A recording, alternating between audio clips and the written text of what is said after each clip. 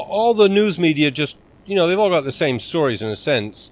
We all read the North Korean defense minister got shot or executed, and then you read the small print and it says, as reported by the South Korean news agency. So we don't really know if it's true. No, I don't really believe anything about North Korea.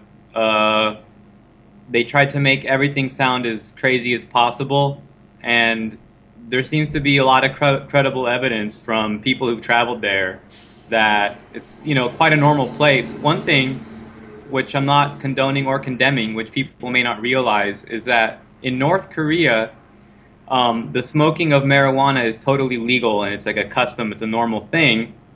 And apparently, from journalists who've traveled and written and videotaped, that it's normal to see farmers and people, kind of like in Jamaica, walking around smoking marijuana cigarettes, as it were, working in the field or on their way home.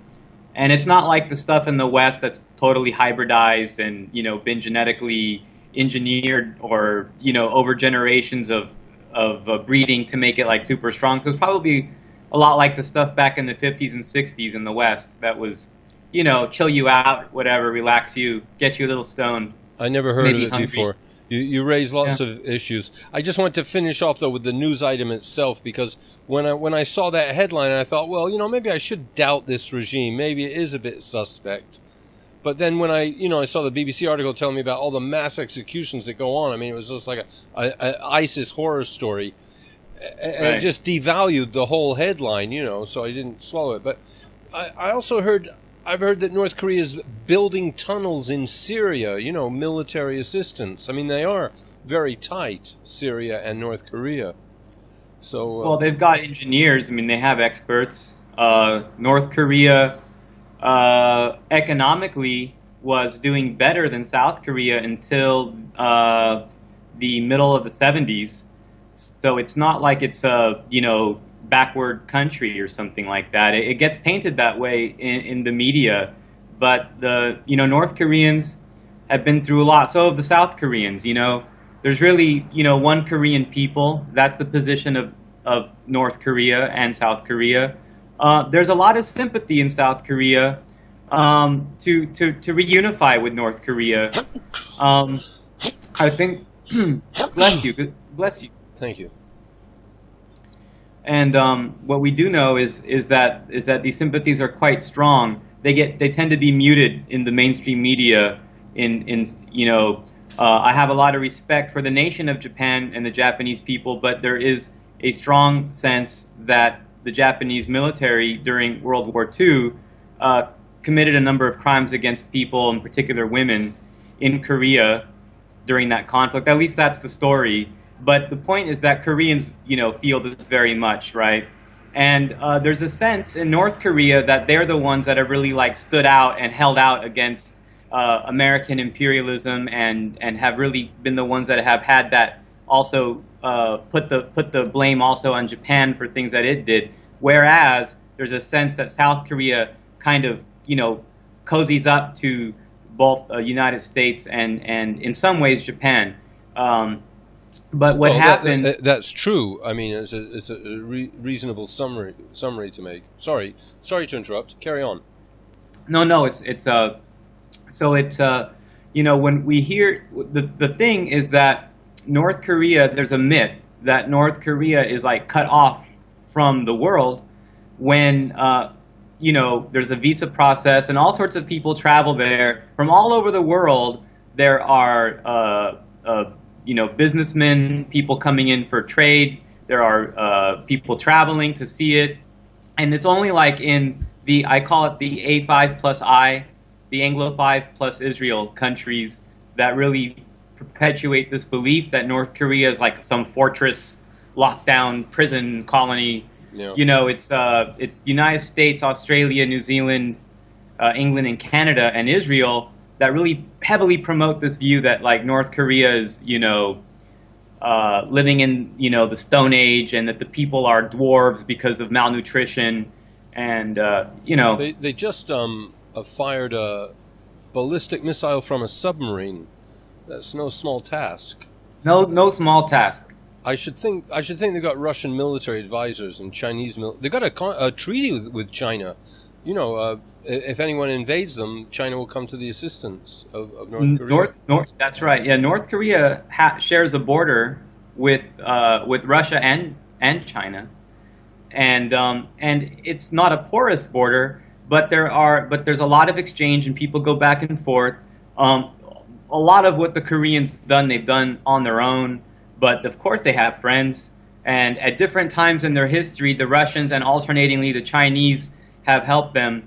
During the time of the Soviet Union, after the deterioration of Sino-Soviet relations following the Khrushchev period or within the Khrushchev period, we know, at the time that Mao denounced Khrushchev as being a revisionist and so forth, there was a conflict. They didn't agree over issues like Korea or Vietnam and Cambodia, and the West successfully played China against the Soviet Union during that period, and probably North Korea didn't come out well as a result of that. It's always bad when your older siblings, so to speak, are fighting, but they've been through a lot. I mean, they have a tremendous history. I mean, they have a fantastic education system, healthcare system, and they produce a lot of their own engineers, scientists. I mean, they fully developed a nuclear program over 10 years ago, and they have a nuclear bomb, which probably one reason, besides their agreement with China, that they haven't been invaded. I mean, we remember Clinton and then later Bush were both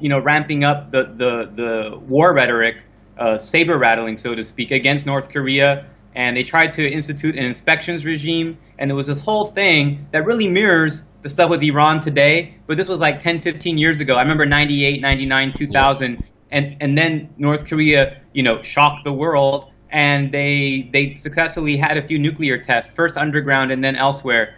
And, so people say that if Iraq had the bomb, that it would not have been invaded.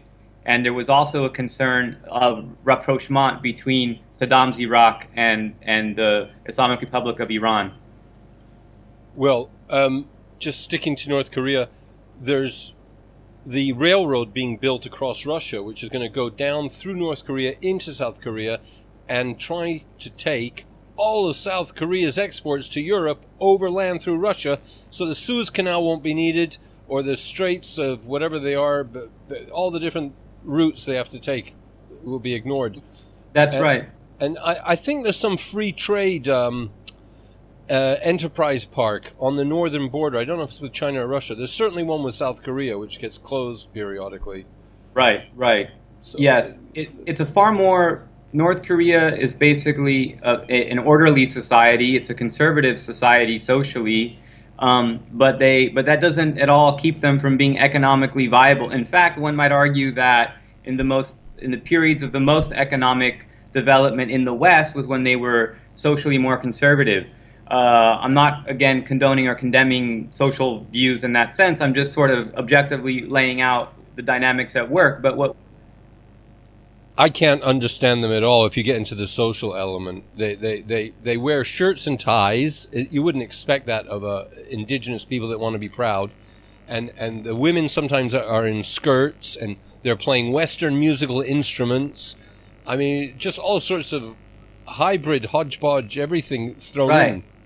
Right. I mean, there was a strong, of course,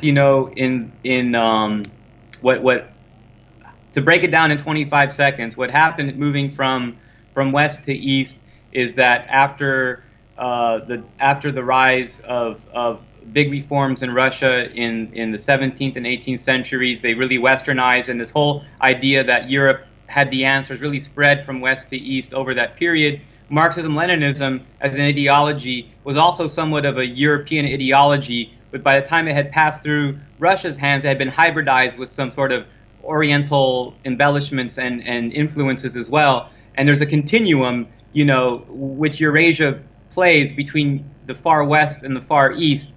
And one of the things that happened in Korea is that both North and South Korea did embrace this idea that to demonstrate to the world, there's a lot of colonial racism and things like that. And I don't mean to throw that term around like in a politically correct sense, but really, literally, this view that Asian people are inferior, even though on average I believe their IQ is something like 105 or 110.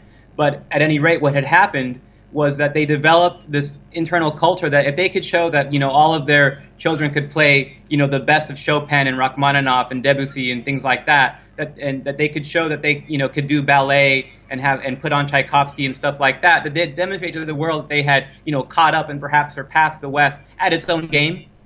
So there was some of that internalized, neo-colonialism, but they do have their own traditional views and they do have their own practices, which happens to include smoking marijuana in the countryside. And there are a lot of the traditional things. The Cultural Revolution that happened in China didn't happen in North Korea, so they didn't really break down some of these older, more traditional barriers. And they do syncretize them. And people who watch the big North Korean shows that involve mobilizing lots of people and doing synchronized things with them, you'll see a lot of indigenous Korean colors and patterns and fabrics and stuff that are used.